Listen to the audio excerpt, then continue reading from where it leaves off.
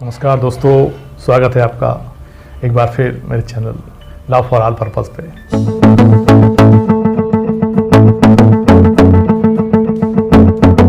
Now section 194 अपर और सहायक session न्यायाधीशों को हवाले किए गए मामलों पर उनके द्वारा विचारण।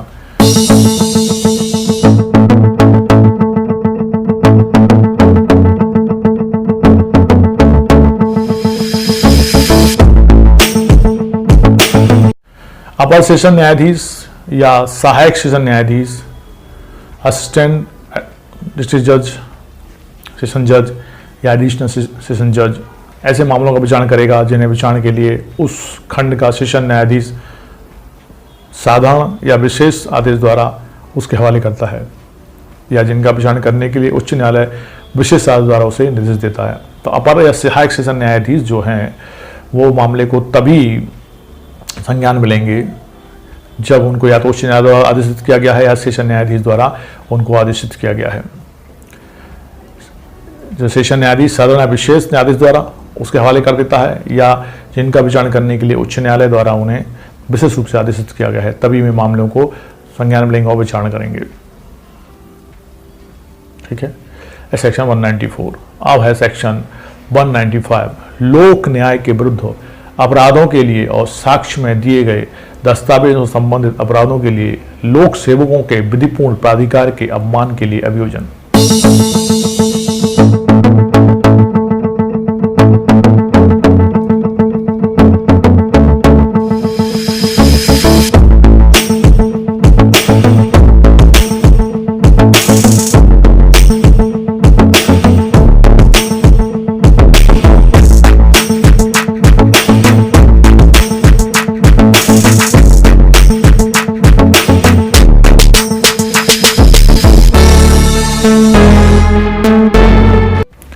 फिर से इसको देखिए एक बार। लोक न्याय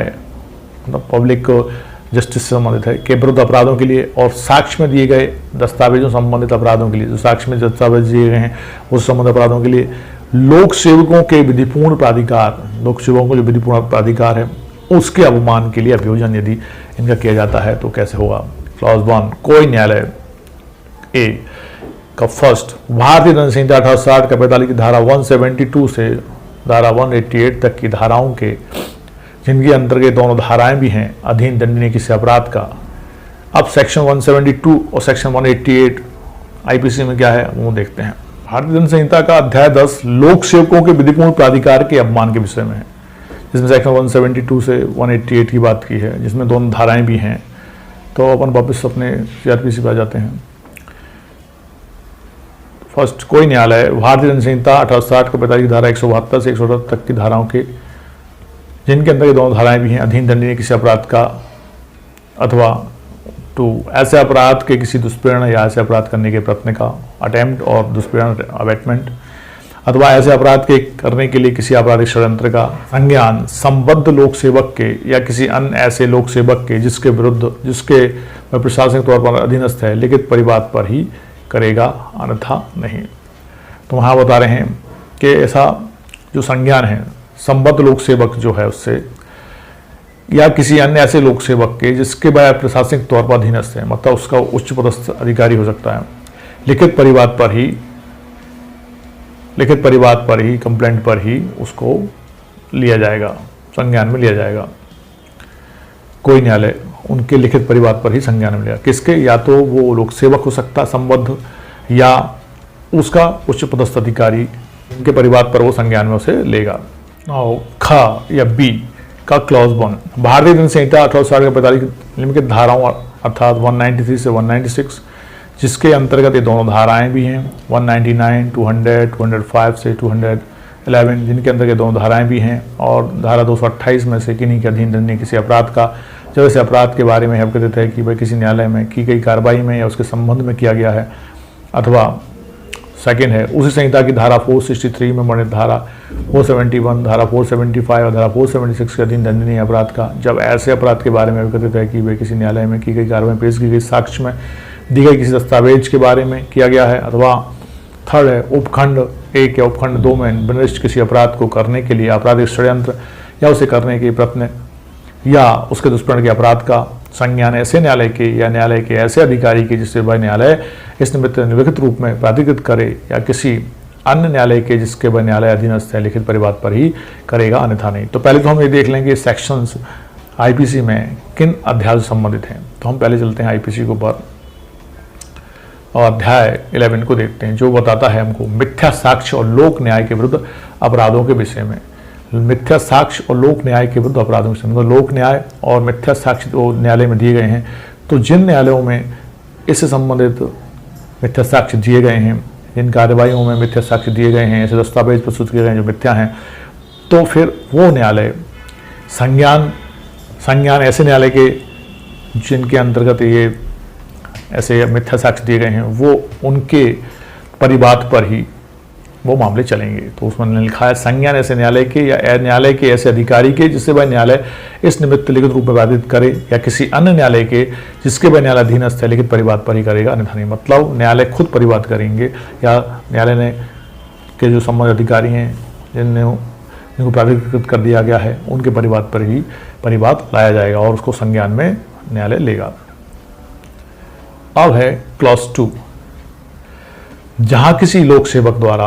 उपधारा 1 के खंड का के अधीन कोई परिवाद किया गया है, वहां क्या कह रहे हैं, अभी इसको अपन पूरा देख लेते हैं पहले। वहां ऐसा कोई प्राधिकारी जिसके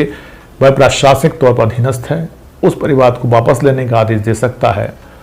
और ऐसे आदेश की प्रति न्यायालय को भेजेगा और न्यायालय द्वारा उसकी प्राप्ति पर उस परिवाद के संबंध में आगे कोई कार्रवाई नहीं की जाएगी। परंतु ऐसे वापस लेने का कोई आदेश उस दशा में नहीं दिया जाएगा जिसमें विचार प्रथम बार के न्यायालय में समाप्त हो चुका है। क्लॉज 2 में जो उन्होंने बताया है उपधारा 1 के खंड का के अधीन कोई परिवाद किया गया था, तो उपधारा 1 के खंड का में जो अपराध थे 172 से लेकर 188 में वो लोक सेवकों के विधिपूर्ण प्राधिकार के अपमान के विषय में थे। तो वो यदि है तो उसमें क्या करेंगे, वहां कोई ऐसा प्राधिकारी जिसके वह प्रशासनिक तौर पर अधीनस्थ है उस परिवाद के वापस लेने का आदेश दे सकता है। मतलब उच्च पदस्थ जो प्राधिकारी है यदि उस परिवाद के वापस लेने का आदेश दे सकता है, ऐसा आदेश करता है, उसके प्रति न्यायालय को भेजेगा और न्यायालय द्वारा उसकी प्राप्ति होने पर उस परिवाद के संबंध में कोई आगे कार्रवाई नहीं की जाएगी। लेकिन उन्होंने परंतु भी दिया, ऐसे वापस लेने का कोई आदेश उस दशा में नहीं दिया जाएगा। उसमें उन्होंने कहा ऐसा वापस लेने का आदेश उस दशा में दिया जाएगा जिसमें विचार प्रथम बार के न्यायालय में समाप्त हो गया है। मतलब प्रथम बार का जो न्यायालय है उसमें विचार उसका समाप्ति हो गया है, तो वहां पे वो आदेश उस समय आदेश नहीं दिया जाएगा उच्च पदस्थ अधिकारी के द्वारा। तो क्लॉज 2 में हमने देखा कि यदि उच्च पदस्थ अधिकारी चाहे तो उपधारा 1 के खंड का के अधीन कोई परिवाद किया गया है, वहाँ कोई ऐसा प्राधिकारी जिसके वह प्रशासनिक तौर पर अधीनस्थ है उस परिवाद को वापस लेने का आदेश दे सकता है और वहाँ पर उस आदेश देने पर वो परिवाद को वापस ले लिया जाएगा, न्यायालय को उसकी प्रति भेजी जाएगी और परिवाद को वापस ले लिया जाएगा। लेकिन परंतु भी दिया है कि परिवाद तब वापस नहीं लिया जाएगा जब प्रथम बार के न्यायालय ने उसका विचारण समाप्त कर दिया है, तो वहाँ पर वो आदेश वो परिवाद वापस नहीं लिया जाएगा। एक क्लॉज 2 है। नाउ 195 का क्लॉज 3, उपधारा 1 के खंड खा में न्यायालय शब्द से कोई सिविल, राजस्व या दंड न्यायालय विपरीत है और उसके अंतर्गत किसी केंद्रीय, प्रांतीय, राज्य अधिनियम द्वारा या उसके अधीन गठित कोई अधिकरण भी है यदि वह उस अधिनियम द्वारा इस धारा के प्रयोजनार्थ न्यायालय घोषित किया गया है। वहीं उन्होंने लिख दिया क्लॉज 3, उपधारा 1 के खंड खा में न्यायालय शब्द आया है। न्यायालय शब्द से कोई सिविल न्यायालय हो सकता है, सिविल, राजस्व, दंड न्यायालय है विपरीत है और इसके अंतर्गत केंद्रीय, प्रांतीय, राज्य अधिनियम द्वारा उसके अधीन गठित कोई अभिकरण, ट्रिब्यूनल भी हो सकता है यदि वह इस अधिनियम द्वारा इस धारा के प्रयोजन के लिए न्यायालय घोषित किया गया है, तो वो सब न्यायालय हैं। एक क्लॉज 3 था। नाउ क्लॉज 4 195 का, उपधारा 1 के खंड खा के प्रयोजनों के लिए कोई न्यायालय उस न्यायालय के जिसमें ऐसे पूर्व कथित न्यायालय की अपीलनीय सिक्रियों या दंडादेशों की साधारणतः अपील होती है अधीनस्थ समझा जाएगा। मतलब जो न्यायालय है और जिसकी जो उस न्यायालय की जो डिग्रियां हैं दंडादेशों की साधारणतः जिन न्यायालयों में उसकी अपील होती है उसके अधीनस्थ समझा जाएगा। और या ऐसा सिविल न्यायालय जिसकी डिग्रियों की साधारणतः कोई अपील नहीं होती, मान लो उनकी कोई डिग्रियों की कोई अपील नहीं होती है, उस मामले आरंभिक सिविल अधिकारिता वाले प्रधान न्यायालय के अधीन समझा जाएगा जिसकी स्थानीय अधिकारिता के अंदर ऐसा सिविल न्यायालय स्थित है। मतलब सिविल न्यायालय जिस ऐसे न्यायालय के अधीनस्थ है जिसकी जो सिविल अधिकारिता वाले प्रधान न्यायालय के अधीनस्थ है तो उसके अधीनस्थ उसको समझा जाएगा। उसके बारे में और डिटेल में नीचे बता रहे हैं, परंतु भी दे रखे हैं उनने का जहाँ अपीलें एक से अधिक न्यायालय में होती हैं वहाँ अवर अधिकारिता वाला अपील न्यायालय वह न्यायालय होगा जिसके अधीनस्थ ऐसा न्यायालय समझा जाएगा। वहीं वो बता रहे हैं कि अपीलें एक से अधिक न्यायालय में होती हैं। मान लो CJ2 के ऊपर अपील CJ1 के पास और ADJ के पास होती है, तो यहाँ पे प्रथम मतलब जहाँ अवर अधिकारिता वाला अपील न्यायालय वहाँ न्यायालय होगा जिसके अधीनस्थ ऐसा न्यायालय समझा जाएगा। मतलब उससे ऊपर CJ1 है तो उसको उसका अवर उसका अपील न्यायालय समझ लेंगे। एक एग्जाम्पल के रूप में समझने के लिए बताया है। वहीं कहाँ है जहाँ अपीलें सिविल न्यायालय में और राजस्व न्यायालय में होती हैं वहाँ ऐसा न्यायालय उस मामले या कार्यवाही के स्वरूप के अनुसार जिसके संबंध में उस अपराध का किया जाना विकथित है सिविल या राजस्व न्यायालय के अधीन से समझा जाएगा। तो वहाँ पे उन्होंने और भी स्पष्ट कर दिया है दूसरे वाले में जहाँ अपीलें सिविल न्यायालय में और राजस्व न्यायालय में होती हैं वहाँ ऐसा न्यायालय उस मामले या कार्यवाही के स्वरूप के अनुसार जो भी उसमें हो जिस संबंध में उससे अपराध का किया जाना विकथित है सिविल या राजस्व न्यायालय के अधीन से मतलब सिविल न्यायालय कि सिविल न्यायालय में और जो राजस्व न्यायालय के अधीन समझे जाएंगे जो उसके ऊपर हैं जिनमें उनकी अपीलें हो रही हैं। अब सेक्शन 195A है धमकी देने आदि की दशा में साक्ष्यों के लिए प्रक्रिया।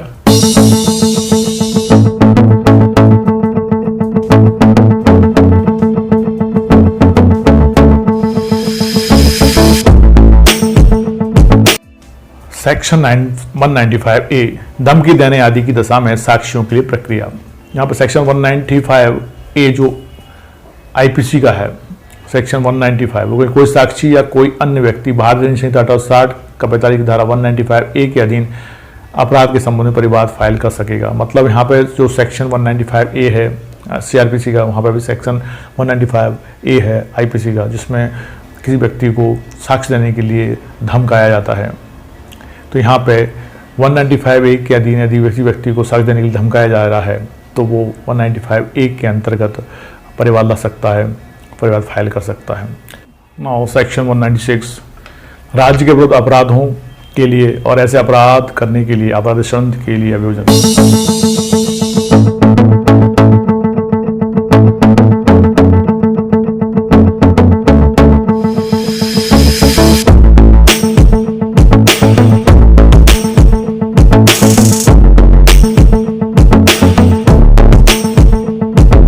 यहाँ पे राज्य के विरुद्ध अपराध हो रहे हैं स्टेट के विरुद्ध अपराध हो रहे हैं और ऐसा अपराध करने के लिए अपराध संबंध मतलब जो कॉन्स्पिरेसी हो रही है उसके लिए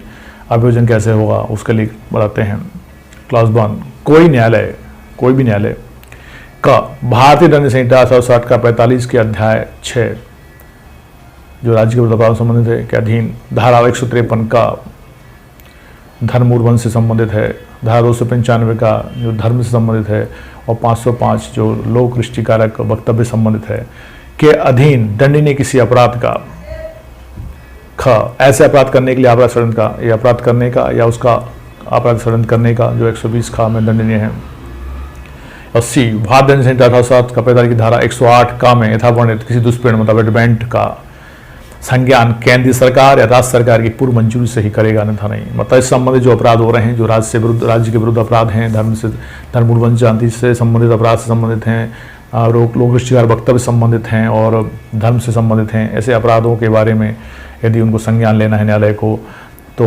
इनसे संबंधित अपराध षड्यंत्र और अबेटमेंट संबंधित हैं तो केंद्र सरकार और राज्य सरकार केंद्र सरकार से राज्य सरकार की पूर्व मंजूरी से लेनी पड़ेगी और उसके बिना उसके अन्यथा ये संज्ञान में नहीं ले पाएंगे। तो ठीक है, तो ये संज्ञान में लेने से पहले केंद्र सरकार राज्य सरकार की मंजूरी लेंगे। वहीं फर्स्ट का है कोई न्यायालय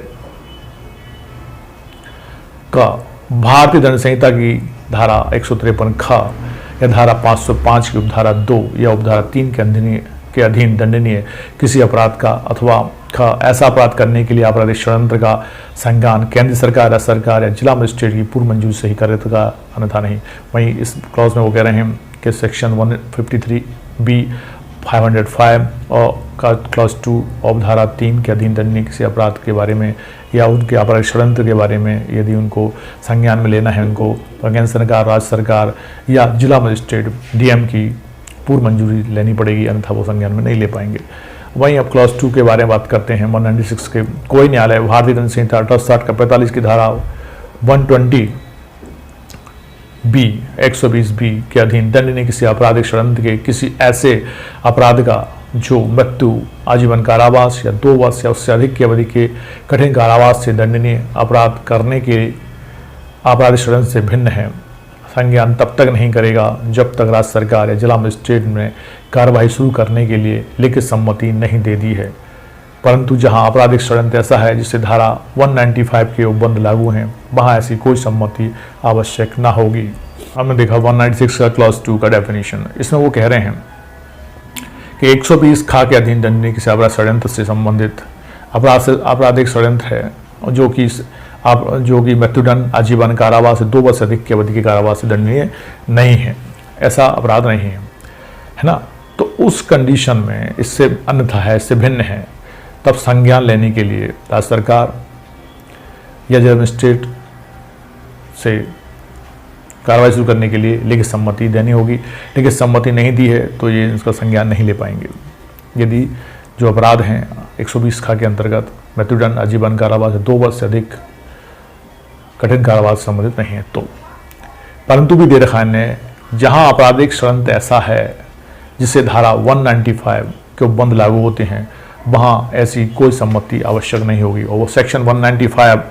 हमारे उसके बारे में बात करता है, बलवा कराने के आशय से स्वरिता से प्रकोपन देना, यदि बलवा किया जाए, यदि बलवा ना किया जाए। तो सेक्शन 153 से संबंधित है यदि मामला, तो 195 को बंद लागू है, वहाँ ऐसी कोई सम्मति की आवश्यकता नहीं होगी, वहाँ सीधे वो संज्ञान में लेंगे और कार्रवाई करेंगे। वहीं क्लॉज 3 है, केंद्रीय सरकार या राज्य सरकार उपधारा 1 या उपधारा 1B, उपधारा 1 या उपधारा 1A के अधीन मंजूरी देने के पूर्व और जिला मजिस्ट्रेट उपधारा 1 के अधीन मंजूरी देने से पूर्व और राज्य सरकार या जिला मजिस्ट्रेट उपधारा 2 के अधीन सम्मति देने के पूर्व, जिसे पुलिस अधिकारी द्वारा जो निरीक्षक की पंक्ति से नीचे का नहीं है,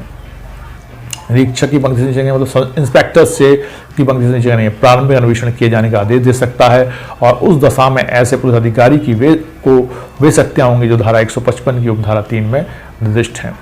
तो ये हमने देखा कि केंद्र सरकार, राज्य सरकार से जो अनुमति लेनी है, जो हमने देखी उपधारा 1 या उपधारा 1 के अधीन, वहीं उपधारा 1 के अधीन मंजूरी देने के लिए राज्य सरकार, जिला मजिस्ट्रेट धारा उपधारा 2 के अधीन सम्मति देने के लिए पूर्व ऐसे पुलिस अधिकारी जो इनसे सम्मति मांगी गई है ताकि वो संज्ञान ले सकें, तो केंद्र सरकार, राज्य सरकार या मजिस्ट्रेट से जो सम्मति मांगी गई है डीएम से, वो अनुमति देने से पूर्व उसका अन्वेषण करा सकते हैं। और अन्वेषण किससे कराएंगे? इंस्पेक्टर लेवल से। इंस्पेक्टर मतलब निरीक्षक की पंक्ति से नीचे कोई अधिकारी नहीं होगा, इंस्पेक्टर लेवल से नीचे का व्यक्ति नहीं होगा, जिससे वो अन्वेषण कराएंगे। उस दशा में ऐसे पुलिस अधिकारी को वो सब शक्तियाँ होंगी जो सेक्शन 155 की उपधारा 3 में निर्दिष्ट हैं। सेक्शन 155 की उपधारा 3 में निर्दिष्ट शक्तियाँ वही हैं जब वो भाषादक अधिकारी रहेगा, जैसे पुलिस थाने के भाषादक अधिकारी को जो शक्तियाँ होती हैं अन्वेषण की, वो सारी शक्तियाँ उस व्यक्ति को रहेंगी। सेक्शन 155 की क्लॉज 3 में दे रखा है। जय हिंद, जय भारत।